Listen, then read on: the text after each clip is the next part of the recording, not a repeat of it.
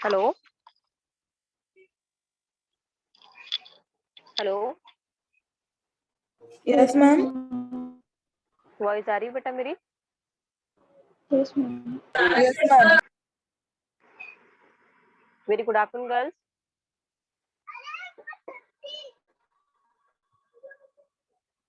Good afternoon ma'am.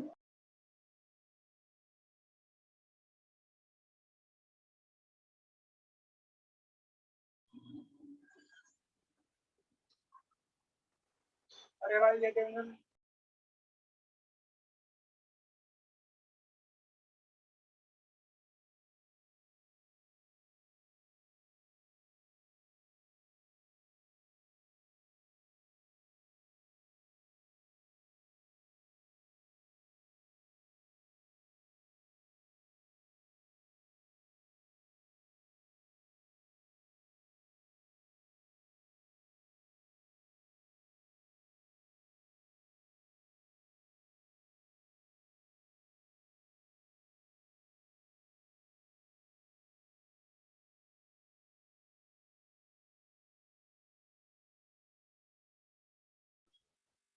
Hello. Hello. Yes ma'am. मेरी okay girls, मैं आप लोग का न्यूट्रिशन एक्सरसाइज एंड फिटनेस वाला सब्जेक्ट लेने वाली हूँ। ओके, तो बिफोर स्टार्टिंग हम पहले सिलेबस देख लेंगे।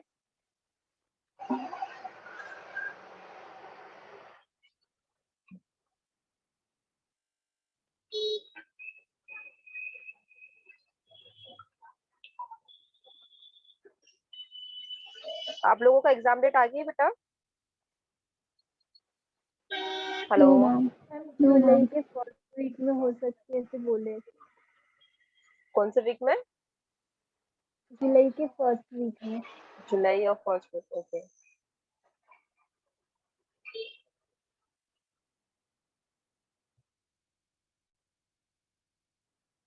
ठीक है, न्यूट्रिशन एक्सरसाइज एंड फिटनेस इसका थ्योरी पार्ट मैं कंप्लीट करने वाली हूँ एंड प्रैक्टिकल कोई और लेंगे आपका। ठीक है, तो थ्योरी में हमको दो मॉडल्स को कंप्लीट करना है, न्यूट्रिशन एक्सरसाइज एंड फिटनेस। ठीक है, हम दूसरा एक जो सब्जेक्ट है मैं आपको ले रही हूँ न्यूट्रिशन काउंसलिंग है, जिसमें कि आप काउंसलिंग करा रहे हो लोगों को, और यहाँ पे आप न्यूट्रिशन देख रहे हो विद एक्सरसाइज एंड फिटनेस के साथ में। उनके फिटनेस क्या है, उनके रोल्स क्या है, कोई जिम्नास्टिक है, कोई बॉडी बिल्डर है, या कोई स्पोर्ट्स प्लेयर है, तो हम उनके एक्सरसाइज के हिसाब से, उसके उनके फिटनेस के हिसाब से न्यूट्रिशन देखेंगे। ठीक है, तो इसके ऑब्जेक्टिव्स है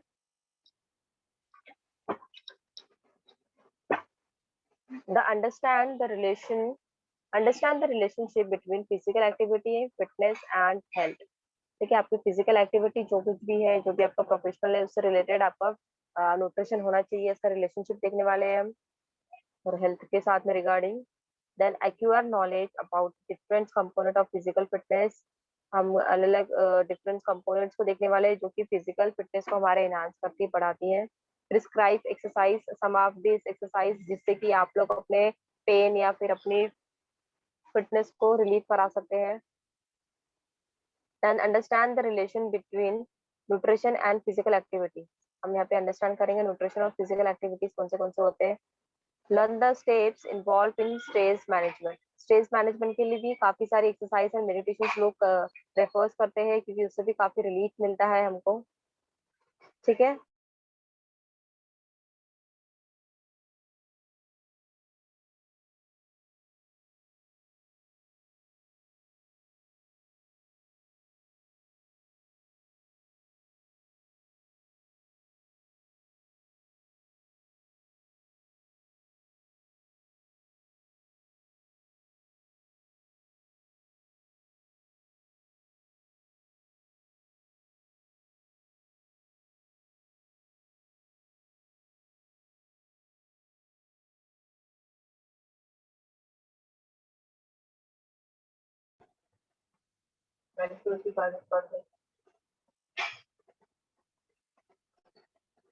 ठीक है, ये सारे ऑब्जेक्टिव्स है जो हम ये सब्जेक्ट में कंप्लीट करने वाले हैं। देन पहला मॉडल नंबर वन का पहला जो चैप्टर है हमारा वेलनेस एंड फिजिकल फिटनेस देखेंगे, उसके ऑब्जेक्टिव्स है understand the concept of physical fitness and it's component and importance. हम फिजिकल फिटनेस के क्या कंपोनेंट्स है और क्यों इम्पोर्टेंस है वो पढ़ेंगे। Knowing the training effects on components of physical fitness, कौन से एक्सरसाइज से कहाँ फर्क पड़ता है, कहाँ स्ट्रेन होता है, कौन सी मसल पे प्रेशर आता है, वो सारी चीजें हम पढ़ेंगे यहाँ पे। Suggest exercise guidelines for the normal adult person के लिए हम गाइडलाइंस बताएंगे कि उनको कैसे एक्सरसाइज करना है। ओल्ड एजेस के लिए अलग एक्सरसाइज होती है, हर एक एज ग्रुप के लिए अपन अलग अलग फिटनेस एक्सरसाइज कराते हैं। ठीक है, जैसे अगर कोई स्पोर्ट्स प्लेयर है तो उनकी एक्सरसाइज अलग होती है, कोई डांसर है, कोई मेडिटेशन करते हैं तो उनकी एक्सरसाइज अलग है, जो नॉर्मल पर्सन है उनकी एक्सरसाइज अलग होती है। कंसेप्ट ऑफ वेलनेस, वेलनेस क्या होता है, मतलब अपन क्लीनलीनेस और वेलनेस का क्या इंपॉर्टेंस है। Concept of physical fitness and it's components, principles of physical training, क्या क्या फिजिकल ट्रेनिंग्स होती है, फिर क्या प्रिंसिपल्स होते हैं। Exercise guidelines for normal adults based on the principles of physical training. Based of जो प्रिंसिपल्स है हमारे फिजिकल फिटनेस के, उसी के बेसिस पे आप कुछ एक्सरसाइज गाइडलाइन करेंगे अपने कस्टमर्स को या अपने जो भी क्लाइंट्स हैं उनको। Stress and stress management techniques, कौन से तरीके के स्ट्रेस होते हैं, physical and mental stress. There are two types of physical stress, जिसमें आप फिजिकली भी थक सकते हो और मेंटली भी आप थक सकते हो। ठीक है, तो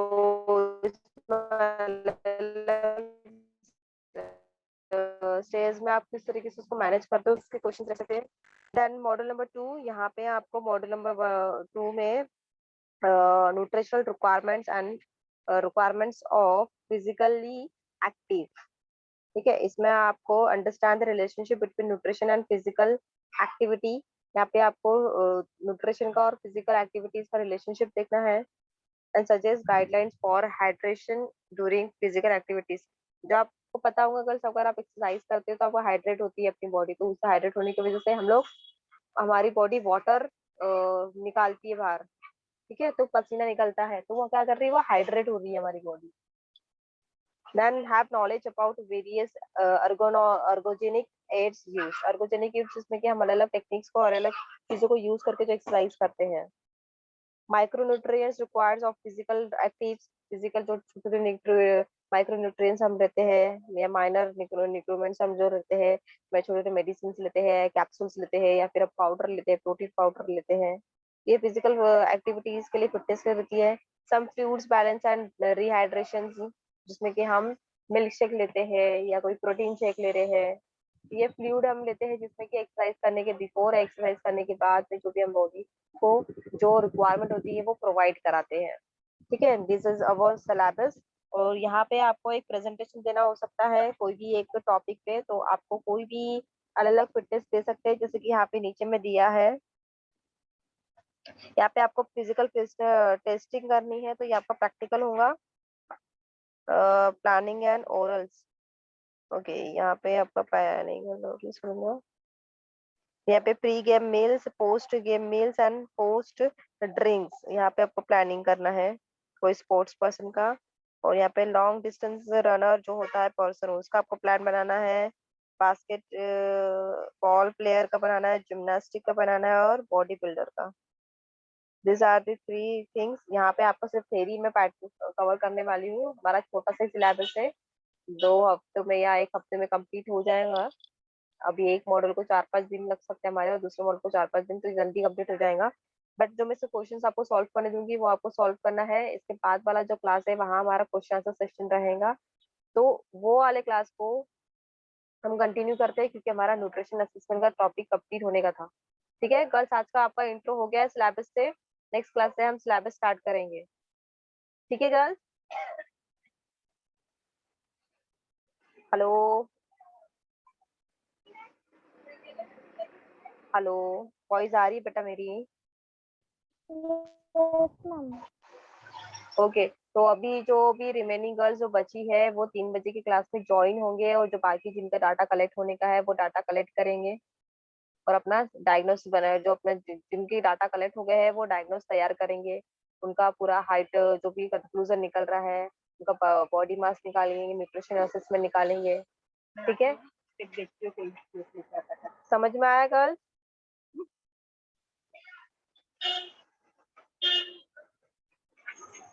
हेलो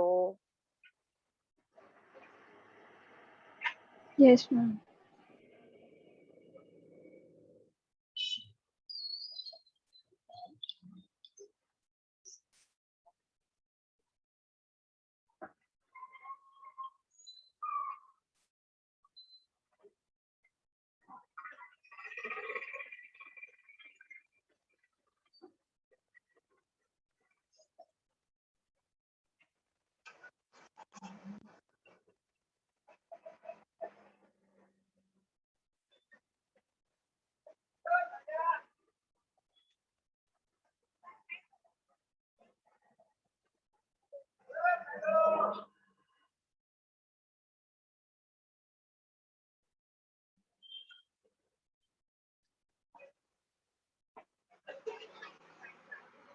हेलो।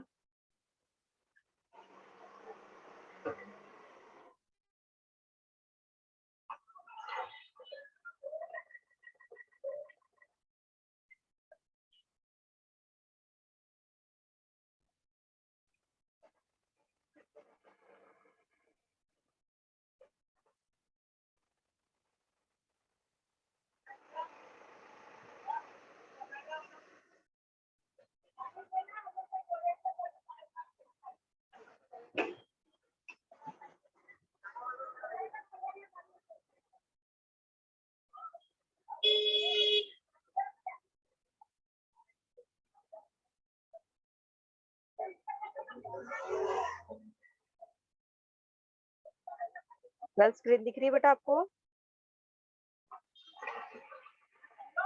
No ma'am.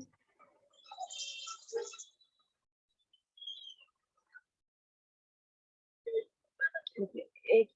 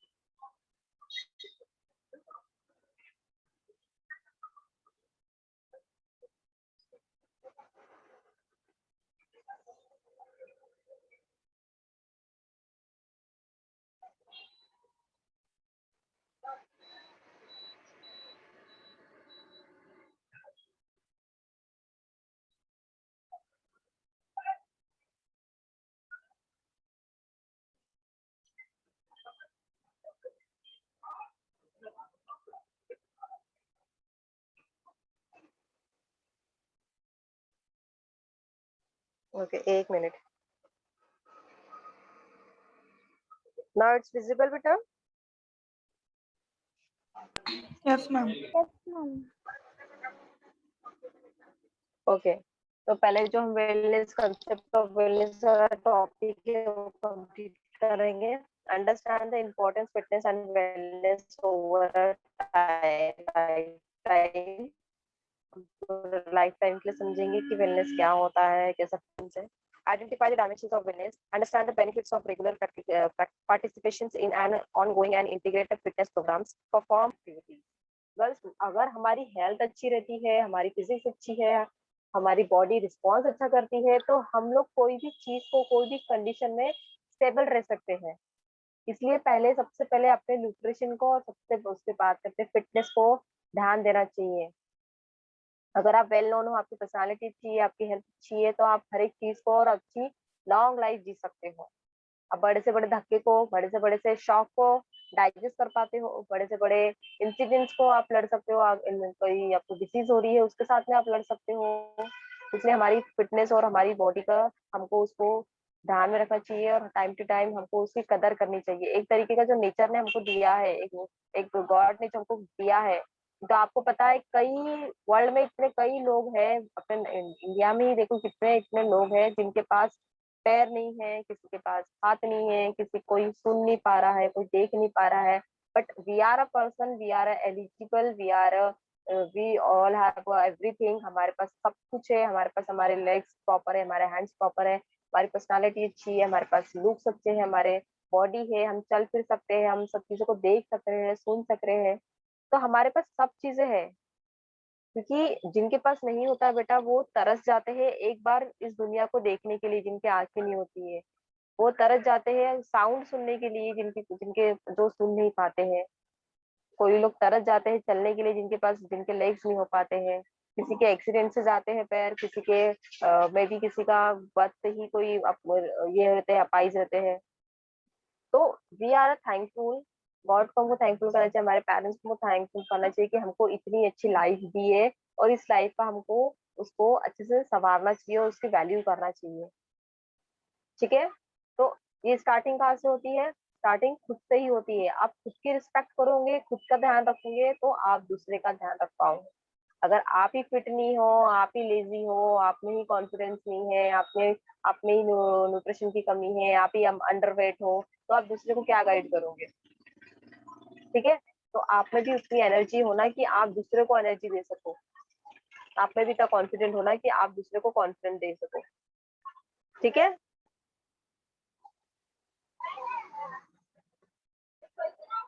तो इंट्रोडक्शन देखेंगे पहला। Lifestyle behavior are the most important factors in short term and long term well-being.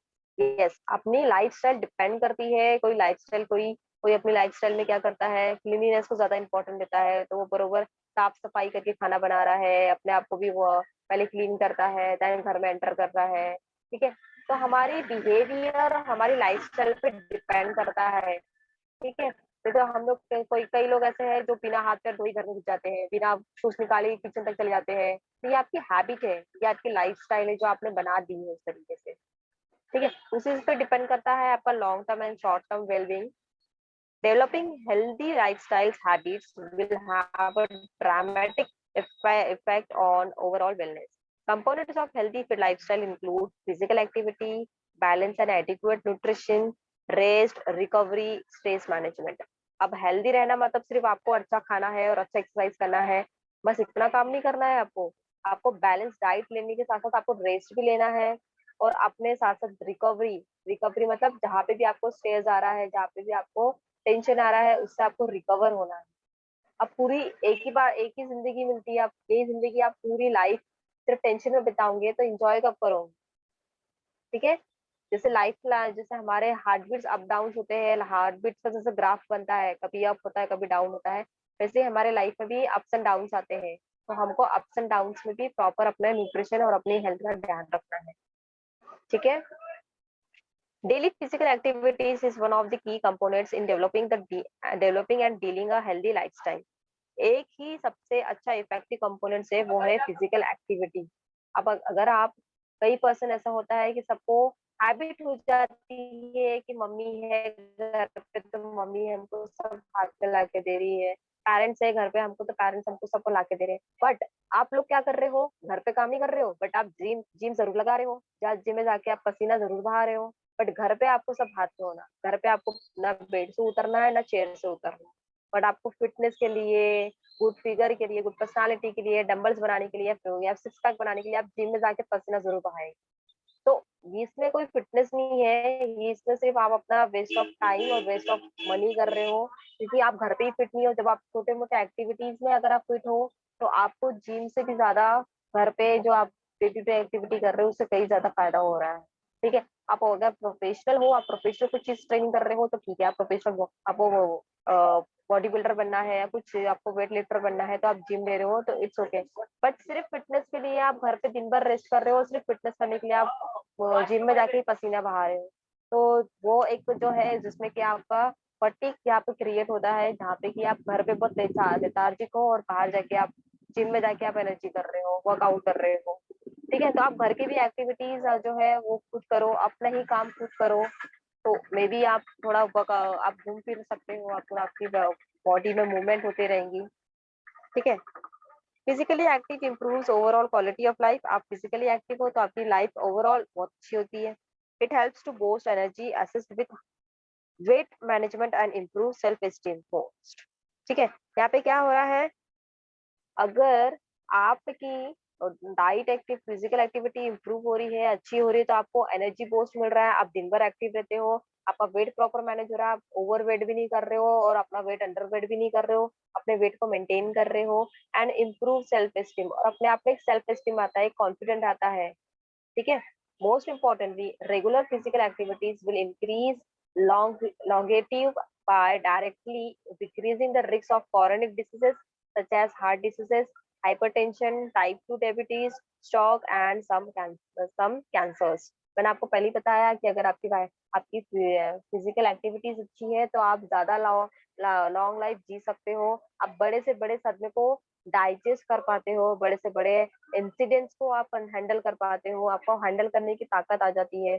ठीक है। अगर मैं आपकी फिटनेस अच्छी है, आप हेल्थ अच्छी है, और अगर मैं आपको बोल दूं कि आपके पर्सनालिटी में, आपके अंडर में थोड़ा कैंसर के सिम्टम्स पाए जा रहे हैं, जस्ट बिकॉज आप फिजिकली फिटनेस हो, आपको फिटनेस का इंपॉर्टेंस पता है, तो आप क्या करोगे, अब आप वो वाले एक्सरसाइजेस करोगे, वो वाले न्यूट्रिशन फाइंड आउट करेंगे, वो वाले डाइट फॉलो करेंगे जो कैंसर के अगेन लड़ सके। क्यों? क्योंकि आप पहले से मोटिवेटेड हो, किस लिए? फिजिकल फिटनेस को लेकर। और अगर ऐसे कोई लेथार्जिक पर्सन है, जो नॉर्मल पर्सन जी रहा है, जो कभी एक्सरसाइज कर लिया कभी नहीं किया, जो फिटनेस को इतना इंपॉर्टेंस नहीं दे रहा, अगर उनको अगर ऐसा कुछ रिजल्ट आता है कि उनको कुछ पता चलता है कि आपको हार्ट की प्रॉब्लम है या आपको कैंसर के सिम्टम्स पाए जा रहे हैं, तो वो कैंसर की पहली स्टेज में ही गिव अप कर देगा। क्यों? क्योंकि उसको फिजिकल फिटनेस का इंपॉर्टेंस ही नहीं पता, वो अभी भी वैसे ही जी रहा है जैसे वो पहले भी जी रहा था। ठीक है। अभी तो भी 6 महीने के लिए कैसे तो भी करके जीना है करके वो अपना मन को मारते हुए फिटनेस को फॉलो कर रहा है। ठीक है। मेडिटेशन भी गर्ल्स इनर पीस के लिए मेडिटेशन किया जाता है। मेडिटेशन में आप कोई शॉर्टकट नहीं कर सकते, कोई ऐसा नहीं है कि 15 मिनट का मेडिटेशन आपने 5 दिन में कंप्लीट कर लिया और आपने बोल दिया इट्स डन। ये ऐसा जरूरी नहीं है। मेडिटेशन अपने इनर पीस से होता है, जब तक कि अपने हार्ट से वो पीस हमको मिलता नहीं है, वो शांति हमको मिलती नहीं है, तब तक वो मेडिटेशन नहीं हो पाता है प्रॉपर। और मेडिटेशन में भी जाने के लिए कई सारे स्टेजेस होते हैं, कई सारे फेजेस होते हैं।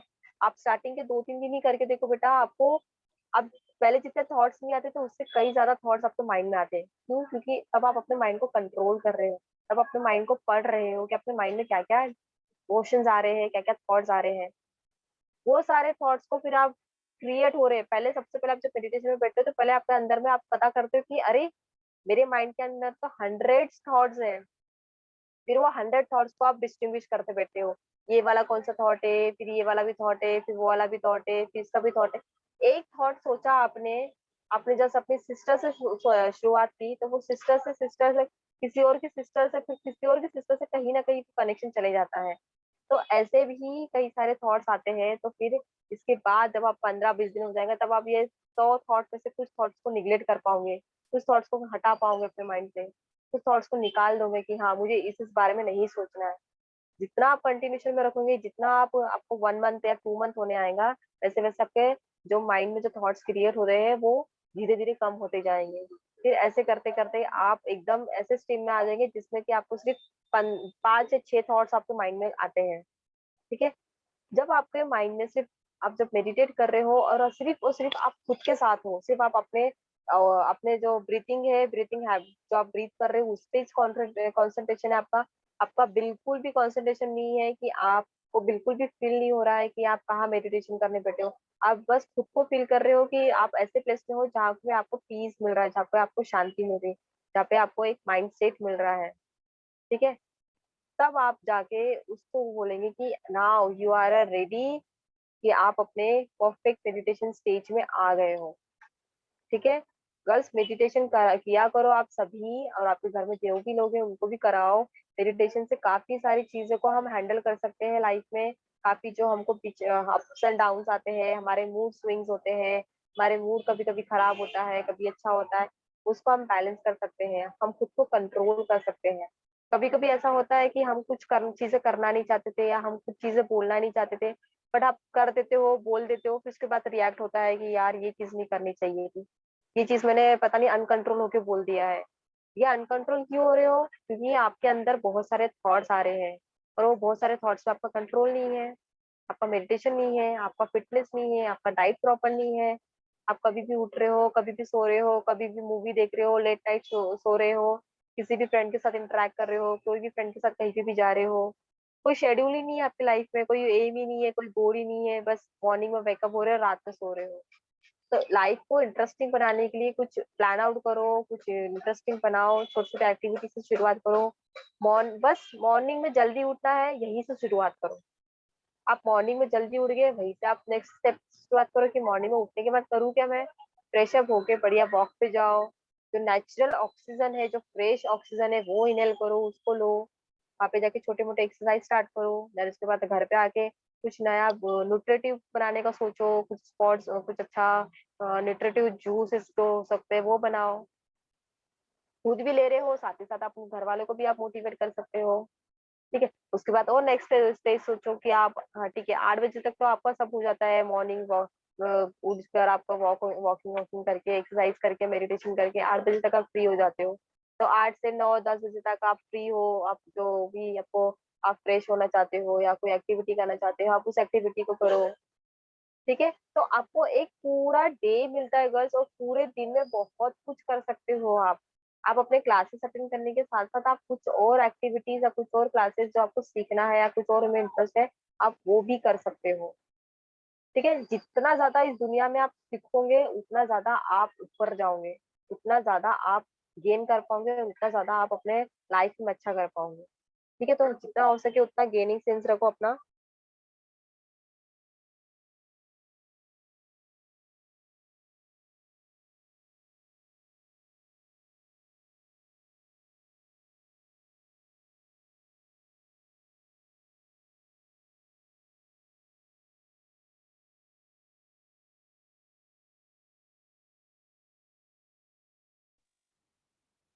स्क्रीन दिख रही है बेटा?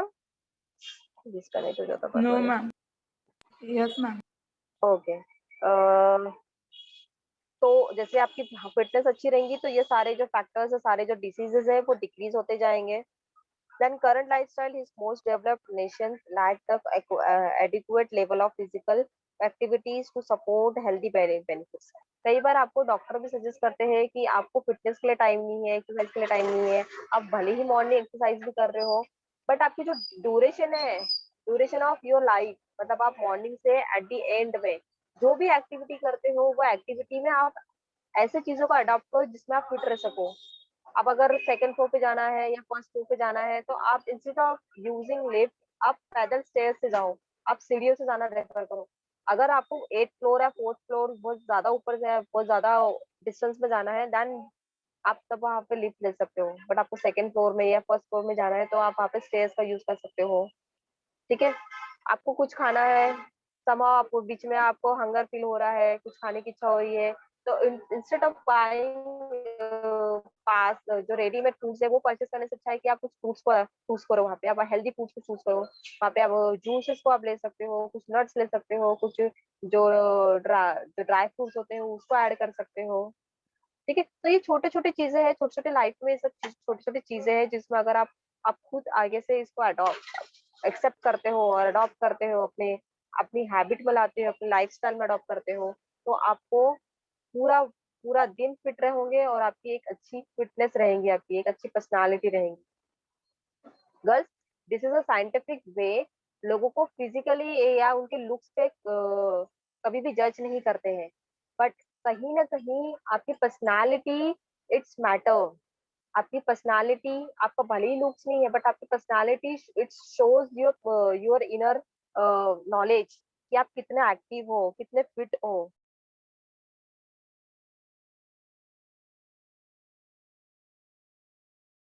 ठीक है, तो आपका एक्टिव होना बहुत जरूरी है, क्योंकि it's reflect on your personality. आप कोई भी लेथार्जिक पर्सन को देख लो जो दिन भर सिर्फ सो रहा है या लेट के क्लासेस अटेंड कर रहा है, तो आप खुद अपने आप को ही देखो कि आप इवनिंग के टाइम में फ्रेश फील करते हो क्या? नहीं कर पाते हो, क्यों? क्योंकि आपने दिन भर में से कोई फिजिकल एक्टिविटी किया ही नहीं है। आपने इवन आपने किचन से भी बॉटल में पानी मंगाया होगा, तो वो भी आपको मॉम ने या फिर आपके सिस्टर ने आपको ला के दिया होगा। आप खुद ने थोड़ा सा भी कुछ रनिंग या वॉकिंग कुछ किया है आपने? आपने जो कंटिन्यूसली जो पोजीशन लिया है, वो एक ही पोजीशन में आप बैठे हो। तो आपके पोजीशन चेंज नहीं होने की वजह से, आपका एक ही पोजीशन में कॉन्स्टेंटली बैठे रहने की वजह से आप में लेथार्जिक टर्न आ रहा है। ठीक है, आपकी बॉडी रिस्पॉन्स कम करने लगती है।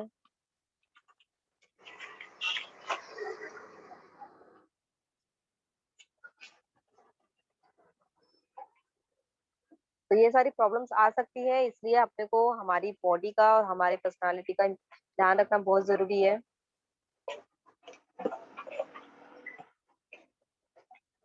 और ऊपर से आप लोग तो न्यूट्रिशन सब्जेक्ट चूज किए हो, तो आप वो सब्जेक्ट पढ़ रहे हो, तो आप खुद भी अपनी लाइफ को इतनी हेल्दी और फिट बनानी चाहिए। ओके गर्ल्स, आप खुद ही देखिए, जब आप कोई डॉक्टर को देखते हो तो आपको उसके पर्सनालिटी में वो दिखता है कि वो डॉक्टर है, उसके पास वो नॉलेज है। ठीक है, जस्ट बिकॉज उसने वो कोट पहना है या स्टेथोस्कोप लगाया है इससे वो डॉक्टर लगता है क्या? नहीं, उसके वे ऑफ बिलोंगिंगनेस, उसके way of talking, way of behaving, way of आपको जिस तरीके से ट्रीट कर रहा है, उससे समझ में आता है कि he is a doctor, she is a doctor. ठीक है, तो उनकी पर्सनालिटी में वो चीज रिफ्लेक्ट होती है, वो चीज शो होती है। इसलिए हर एक को, पर्टिकुलर पर्सन को पर्टिकुलर ड्रेस कोड दिया है, पर्टिकुलर एक सबका एक अलग अलग पैटर्न दिया है, जिसमें कि डॉक्टर को व्हाइट कोट पहनना है, एक लॉयर को ब्लैक कोट पहनना है, ठीक है, एक टीचर को परफेक्ट साड़ी वेयर करनी है। तो this are the dress code जिसमें कि एक छोटा बच्चा डिफरेंशिएट करता है according their according their appearance, कि वो लोग किस तरीके से दिख रहे हैं। साड़ी पे अगर कोई टीचर दिख रही है, कोई लेडी दिख रही है, तो शी में बी अ टीचर। अगर कोट पे कोई टीचर, कोई लेडी उनको दिख रही है, तो शी में बी अ डॉक्टर। ठीक है, अगर पूरा व्हाइट सलवार में अगर कोई दिख रही है, तो शी में बी अ नर्स। तो इस तरीके से वो डिफरेंशिएट करते हैं according their very according their clothes. ठीक है, बट हमारे में इतना नॉलेज है, we are a mature person, कि हम लोग लोगों को डिफरेंशिएट कर सकते हैं। हम समझ सकते हैं कि उनके उनके बिहेवियर से हम गाइड करते हैं, उनको इवेल्युएट करते हैं कि ये डॉक्टर हो सकता है, मे बी ये लॉयर है, इसलिए इसको उस चीज का नॉलेज अच्छा है, उस तरीके से बिहेव कर रहा है, उस तरीके से बातें कर रहा है। ठीक है, अगर आप कोई ब्यूटिशियन से मिलते हो तो उसकी पर्सनालिटी में, उसके लुक्स में, उसके बातें करने के तरीके से आप पता कर लेते हो कि वो एक ब्यूटिशियन है। ठीक है, वो खुद में ही इतनी ब्यूटी दिखती है उसमें, कि वो भले ही वो लुक में भी वो बहुत अच्छे दिखते हैं। इवन इनका जो फिजिकल होता है, जो फिजिकल बॉडी होती है उनकी, वो भी बहुत अच्छी रहती है उनकी।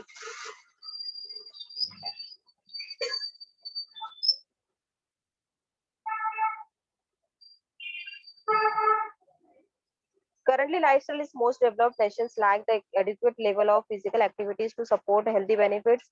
In fact, poor lifestyle behaviors are resulting in deteriorations of health and development of chronic diseases among individuals, leading to reduced quality of life and parameter and premature death. ठीक है, कई बार जो प्रेग्नेंट वुमेन्स भी होते हैं उनको भी बोला जाता है कि आप थोड़ा वॉकिंग करो, आप थोड़ा बाहर निकलो, थोड़ा स्ट्रेचिंग करो बॉडी को भी।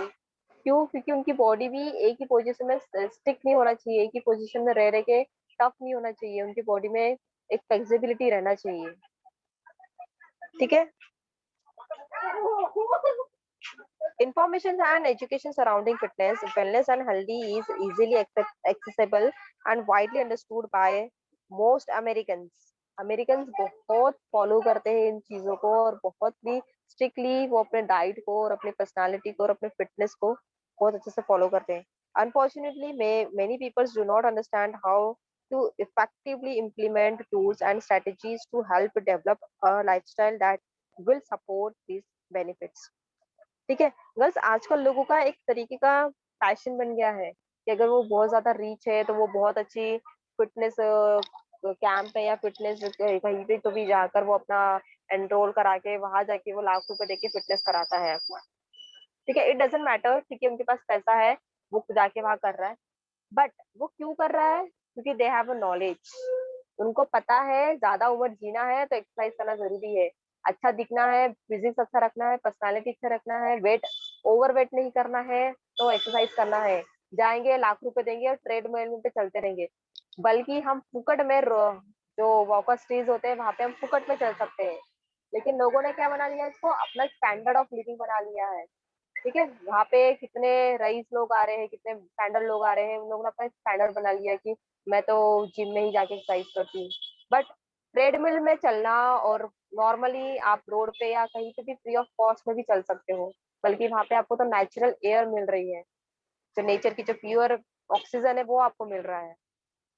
ठीक है, मुझे सिर्फ जिम का कंसेप्ट सिर्फ और सिर्फ जो बॉडी बिल्डर्स है ना उनके लिए कंसेप्ट ठीक लगता है। जो नॉर्मल जो हमारे जैसे आप और हम लोग हैं उनके लिए मुझे जिम का कंसेप्ट बिल्कुल समझ में नहीं आता है। अगर आप नॉर्मल हेल्दी है, नॉर्मल नॉर्मल ओवरवेट हो, या नॉर्मल आप अनफिट हो, या नॉर्मल आपका अंडरवेट हो या ओवरवेट हो, तो आप योगा कर सकते हो, मेडिटेशन कर सकते हो, नॉर्मल एक्सरसाइजेस कर सकते हो, घर पे कर सकते हो, या कहीं बाहर जाके भी कर सकते हो। सिर्फ उतनी सी चीज के लिए आप लाख रुपए देके वो जिम में जाके मशीन चला के, मशीन पे चल के, क्यों? क्या जरूरत है? जबकि तुम्हारे पास अल्टरनेटिव अवेलेबल है, जबकि आप अपना उतना लाख रुपए का सेविंग करके कुछ और चीज कर सकते हो, फिर भी क्यों फालतू में क्यों वो सब चीजें?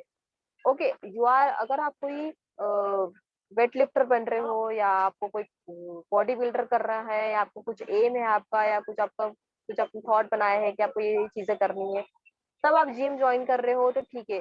देयर में बी अ गोल्स, देयर में बी अ कुछ आपका पास मोटिव है कि आपको कुछ करना है। बट नॉर्मल आजकल तो छोटे छोटे बच्चे भी जो 16 या 18 या 19 हो गए, 20 हो गए, बस जिम लगा लेते कि हमको सिक्स पैक्स बनाने हैं। But what about your nutrition? What about your healthy life? About your healthy habits? Gym में आके जाके फुकट में पसीना बहा के आप आ रहे हो, घर पे बैठ के बस मम्मी को बोल रहे हो पानी ला के दो। इस तरीके से नहीं होना चाहिए।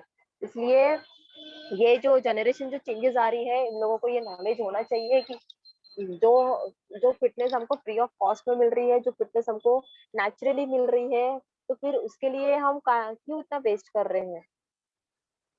ठीक है। अगर आपको प्रोफेशनली कुछ करना है, प्रोफेशनली, या आपको कोई बड़ा एम है, या बड़ा फ्यूचर या बड़ा गोल है आपको अचीव करना है, या आपको कोई आपको बॉडी इसमें आपको कंपटीशन करना है, तो आप जिम को ज्वाइन कर सकते हो। ये तो मुझे तो बाकी बाकी इसमें कुछ रिलेशन ही नहीं लगता है कि नॉर्मल जो वर्किंग वुमेन्स है, या नॉर्मल जो ऑफिस जो भी वर्किंग या नॉन वर्किंग वुमेन्स है, वो लोग भी जिम लगाते हैं। अरे जबकि आपके पास गार्डन है, आप अच्छे सोसाइटी में बिलोंग करते हो, और हर एक सोसाइटी में दिस इज अ रूल, हर एक सोसाइटी में एक गार्डन होना कंपलसरी है। तो आपकी सोसाइटी में गार्डन तो ऑब्वियसली होगा ही। आप उस गार्डन का फायदा उठाओ, बाहर जाके नेचुरल जो एयर्स है, जो प्लांट्स है, उसका नेचुरल ब्रीथिंग लो, नेचुरल एयर लो, नेचर से ही आपको सब चीजें मिल रही है, तो फिर आप उस चीज का क्यों ये कर रहे हो? ठीक है, थोड़ा कॉमन सेंस भी यूज करना चाहिए। आप लोग भी घर पे भी गर्ल्स, अब जब आप ये न्यूट्रिशन सब्जेक्ट पढ़ रहे हो तो अपनी लाइफ में भी इम्प्लीमेंट करो।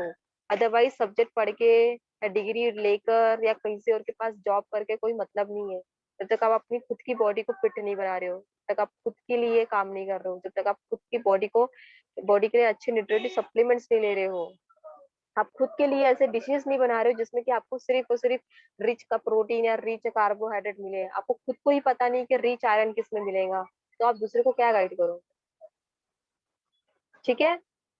तो अपनी भी पर्सनालिटी ऐसे बनाओ गर्ल्स की, जिस जो भी देखी तो वो बोले कि यार इसकी पर्सनालिटी इतनी अच्छी है, देन दूसरा पर्सन उसको पता है कि हाँ उसकी पर्सनालिटी अच्छी है, शी इज अ न्यूट्रिशनिस्ट।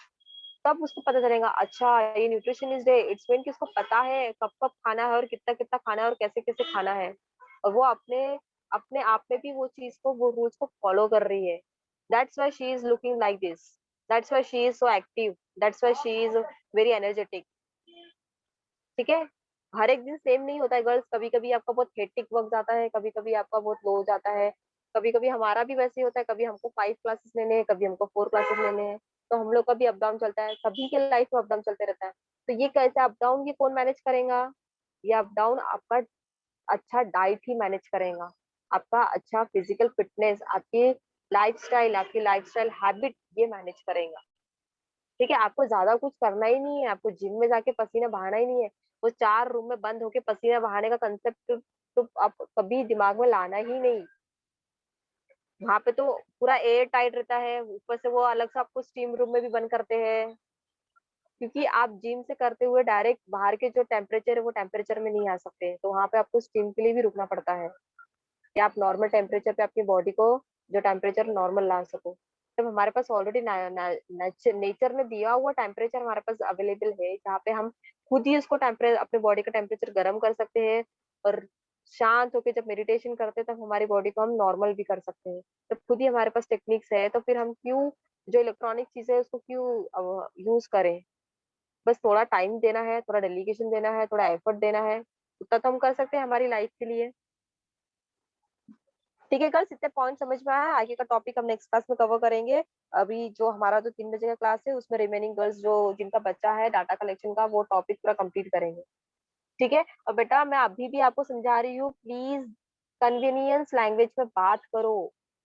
आप इतने अपने आप को नॉलेजेबल समझते हो, ठीक है, समझते हो, बट अगर आप अपने पेशेंट्स और अपने क्लाइंट्स का डाटा इंटरप्रिटेशन ही नहीं ले पाओगे तो कोई मतलब नहीं है फिर। आपको आपको समझ में आ रहा है बेटा, जब आप इंटरेक्ट कर रहे हो आपको समझ में आ रहा है कि कौन सा पर्सन हिंदी में कंफर्टेबल है या मराठी में कंफर्टेबल है। लैंग्वेज इज डजंट मैटर, आपका नॉलेज मैटर करता है। ठीक है, मेरे पास भी नॉलेज है, अगर मैं वो नॉलेज को सिर्फ इंग्लिश में एक्सप्लेन कर रही हूँ तो इसका मतलब होगा कि मेरे पास नॉलेज है। किसी के पास में भी नॉलेज होगा, मुझसे ज्यादा नॉलेज होगा, बट उसने मराठी में एक्सप्लेन किया, इसका मतलब ये थोड़ी ना होगा कि उसके पास कम नॉलेज है। ठीक है, लैंग्वेज इट डजेंट मैटर। हमारे वर्ल्ड में, हमारे इंडिया में बहुत सारे लैंग्वेजेस है, बट ज्यादा हम इंग्लिश को प्रेफर करते हैं। नो मैटर, ठीक है, बट आप अब जब कोई क्लाइंट से इंटरेक्ट कर रहे हो, आपका जॉब ऐसा है कि आपके पास हर एक पर्सन सेम नहीं आएगा। ठीक है, अब मैंने आपको इतने सारे गाइड्स दे दिए, इतने सारे आपको हिंट्स दे दिए, इतने सारे तरीके दे दिए हैं।